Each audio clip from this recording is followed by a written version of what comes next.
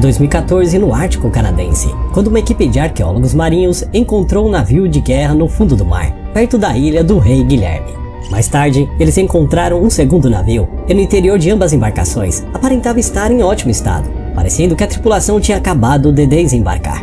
Não eram os restos de um naufrágio comum, mas sim do HMS Erebus e HMS Terror, que estavam desaparecidos por mais de 170 anos e fizeram parte de uma das expedições mais importantes da história. Eles participaram da expedição de John Franklin, sendo considerado uma descoberta incrível. Mas o que aconteceu com as 129 pessoas que partiram nesta viagem e nunca mais retornaram? Quando a expedição começou na manhã de 19 de maio de 1845, a expectativa era enorme. John Franklin e sua tripulação estavam atravessando as águas desconhecidas do Ártico para encontrar uma passagem navegável entre o Oceano Atlântico e o Oceano Pacífico, conhecida como Passagem do Noroeste. Porque a única maneira de um navio passar do Oceano Atlântico ao Pacífico era pelo sul do continente americano, seguindo a rota inaugurada por Fernão de Magalhães entre 1520 e 1521. Considerado um percurso longo e tedioso, muitos marinheiros procuraram uma rota alternativa e mais curta, embora as primeiras expedições revelassem que isso não seria tão fácil quanto parecia. Há quem diga que a expedição já começou totalmente errada desde o primeiro momento, começando pela escolha do líder da expedição, que nunca deveria ter sido John Franklin.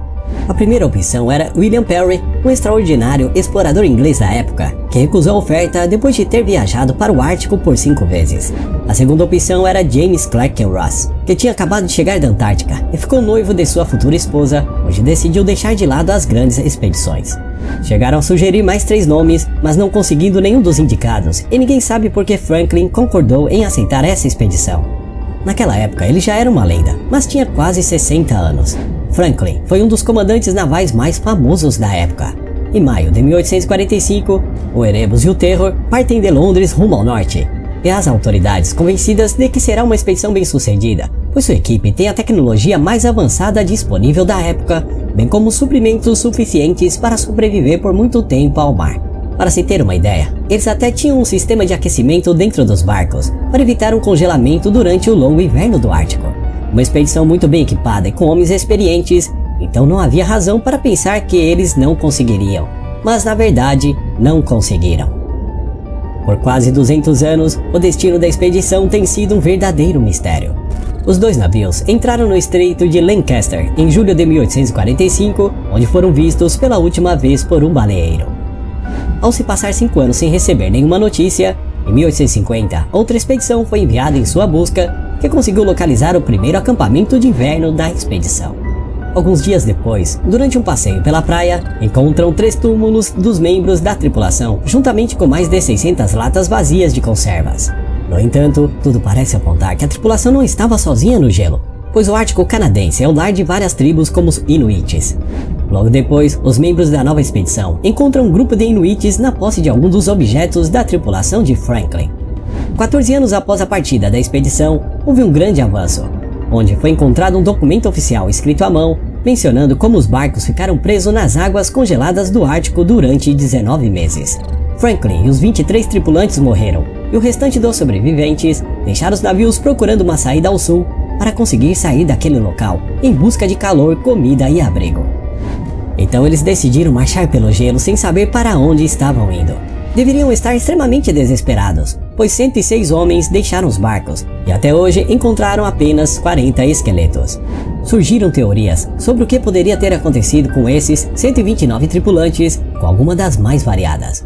Todos eles foram oficialmente declarados mortos pelo governo do Reino Unido em março de 1854. Eles foram vítimas de patologias como escorbuto, tuberculose, fome, falta de ferro, pneumonia e outras doenças devido às condições desumanas às quais tiveram que enfrentar. Alguns até comentaram sobre a presença de uma besta estranha e desconhecida, referida como Gnofke, um predador da tundra baseado em criaturas da mitologia. Também surgiram relatos por parte dos Inuits sobre ossos que teriam sido cortados ou abertos para alcançar a medula, forma de canibalismo para extrair os últimos nutrientes. Após análises realizadas nos esqueletos, descobriram marcas de incisões que indicavam que algum tipo de canibalismo havia ocorrido. Mas por que a tripulação teria feito esta prática estando bem abastecida? Por quase 200 anos, qualquer evidência descoberta na expedição perdida de Franklin levantou mais perguntas do que respostas. Os corpos encontrados nas 3 tumbas em seu primeiro acampamento, graças ao gelo, estavam muito bem preservados, mas também as primeiras análises revelaram algo incomum. Concluiu-se que o chumbo poderia ter sido outra causa da morte desses homens, onde existem várias explicações sobre alguma intoxicação. Para podermos entender melhor, devemos voltar ao ano de 1845. Uma das novas invenções que a expedição estava carregando era comida enlatada, mas sem saber exatamente o motivo. Tudo parece indicar que houve algum problema na preparação das 8.000 comidas enlatadas, alimento que foi encomendado no último momento. Como consequência, as latas foram manuseadas de qualquer maneira e todas foram soldadas com chumbo. No entanto, o envenenamento por chumbo parecia fazer sentido para determinar o que realmente tinha acontecido com a tripulação do Terror e do Erebus, mas os testes não foram conclusivos. Em 2013, após realizarem uma série de testes de metais pesados nos restos mortais encontrados, os resultados confirmaram que os níveis de chumbo realmente eram altos, mas não tão altos quanto os marinheiros continham naquele tempo. Então, se o chumbo não os matou, qual foi a causa? Pelas condições subaquáticas geladas e pela localização dos barcos, torna-se difícil explorar o interior do mesmo, onde provavelmente podem existir registros que de alguma forma ainda estão em boas condições e revelarem o que realmente aconteceu com a expedição de Franklin. Embora que não alcançaram seu objetivo, essas viagens foram decisivas para a exploração da intricada geografia da passagem noroeste, onde finalmente o norueguês Roald Amundsen completou a primeira travessia leste a oeste em uma expedição ousada que durou 3 anos, de 1903 a 1906, a bordo do navio Joa. Gosta de vídeos como esse? Se inscreva no canal, pois temos centenas de vídeos aguardando por você. Muito obrigado!